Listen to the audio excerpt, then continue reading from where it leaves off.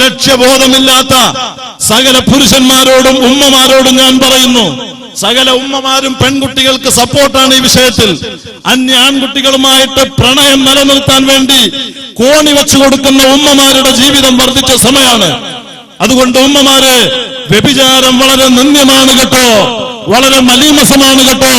എപ്പോഴും പറയാറുള്ളത് പോലെ ഞാൻ ശക്തമായ ഭാഷയിൽ പറയാണ്, അള്ളാഹുവിന്റെ ഖുർആൻ അത് വളരെ താക്കീതോടുകൂടെ ഓർമ്മപ്പെടുത്തിയിട്ടുണ്ട്. വലാ തഖറബു സിന ഇന്നഹു കാന ഫാഹിഷ. വ്യഭിചാരത്തിലേക്ക് നിങ്ങൾ അടുക്കരുത്, അത് വളരെ നിന്ദ്യമാണ്, അത് വളരെ മോശമാണ്, അത് മാന്യന്മാർക്ക് പറ്റിയ പണിയല്ലെന്ന് പറഞ്ഞ പരിശുദ്ധ ഖുർആന്റെ ഏറ്റവും വലിയ മുഫസ്സിർ കൂടിയായ ഹബീബായ തങ്ങൾ പറഞ്ഞത്, ലാ യസ്നി സാനി ഹിന യസ്നി വഹുവ മുഅ്മിൻ. ഒരു വ്യഭിചാരി ആ വിഷയത്തിൽ അന്യ സ്ത്രീ പുരുഷ ദർശനം കണ്ണുകൊണ്ടുള്ള വ്യഭിചാരമാണ്, കൈകൊണ്ടുള്ള വ്യഭിചാരമാണ്. അന്യ സ്ത്രീ പുരുഷ സ്പർശനം, പിടുത്തം, കൽബുകൊണ്ട് ചിന്ത, കാലുകൊണ്ട് നടത്തം, കാതുകൊണ്ട് കേൾവി. ഇങ്ങനെ ഈമാനില്ലാത്തവന്റെ അമൽ മഖ്ബൂലാകുമോ? ഈമാനില്ലാത്തവന്റെ അമൽ സ്വീകാര്യമാണോ? ഈമാനില്ലാത്തവൻ അല്ലാഹു കബൂലാക്കുമോ? ഇത് ഉപ്പാപ്പ റസൂലുള്ളാഹിന്റെ ദീന്.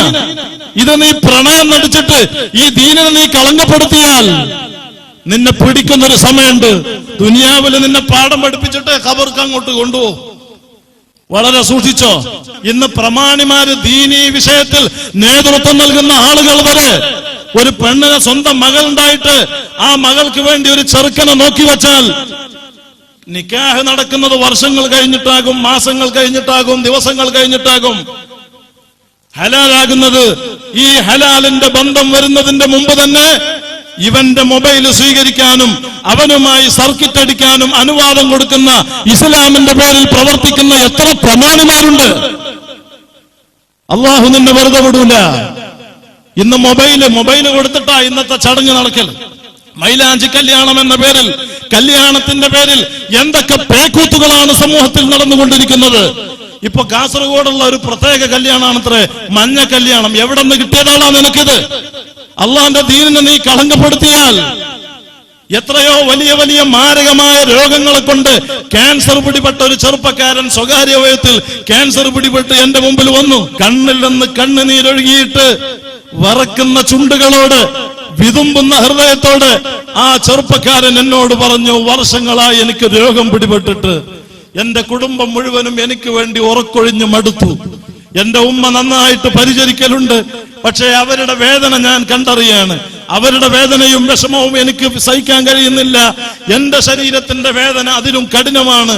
ഒരു മുറുക്ക് വെള്ളം ചുണ്ടുണങ്ങി ദാഹം കൊണ്ട് ഞാൻ കുടിച്ചാൽ വയറ്റിൽ വെള്ളമെത്തിയാൽ ഉടൻ തന്നെ പുറത്തേക്ക് ഛർദിക്കും. എനിക്ക് രാത്രി കിടന്നാൽ ഉറക്കില്ല, ചുമ വന്നാൽ ചുമ നിൽക്കൂല, രാത്രിയായാൽ ശക്തമായ പനി വന്നിട്ട് ശരീരം മുഴുവനും വിറക്കും. ഞാനൊരു വല്ലാത്ത നിലക്ക് വലിയ വിഷമത്തിലാണ്. അതുകൊണ്ട് ഞാൻ മരിക്കാൻ എന്ത് ചെയ്യണം?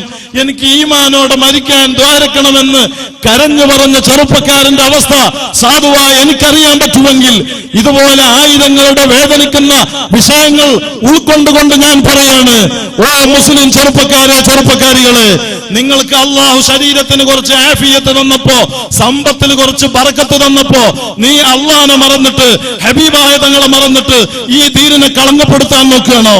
ആ ദീനിനെ നിന്റെ മകളെ കൊണ്ടോ നിന്റെ മകനെ കൊണ്ടോ നിന്നെ കൊണ്ടോ നീ വ്യഭിചാര വിഷയം, നീ ഹറാമിന്റെ സ്നേഹം, നീ വാട്സപ്പിന്റെ ദുരുപയോഗം, നീ ചാറ്റിങ്ങിന്റെ ദുരുപയോഗം നടത്തിയിട്ട് ഈ ദീന് കൊണ്ട് നീ കളിച്ചാൽ ആഖിറത്തെ കുറിച്ച് നീ ചിന്തിക്കണം. ഖബറിനെ കുറിച്ച് നിനക്ക് ബോധം വേണം.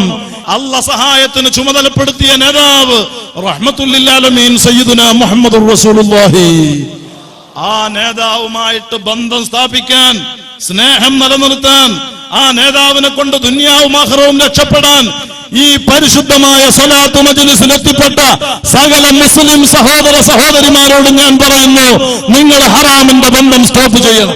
ഒരു പുതിയ ആശയത്തിലും പെടണ്ട, ഒരു സിനയുടെ ബന്ധത്തിലും, ഒരു പട്ടുറുമാലും വേണ്ട, ഒരു മാപ്പിളപ്പാട്ടും വേണ്ട, ഒരു സിനിമയും വേണ്ട, ഒരു സീരിയലും വേണ്ട, ഒരു ബ്ലൂ ഫിലിമും വേണ്ട.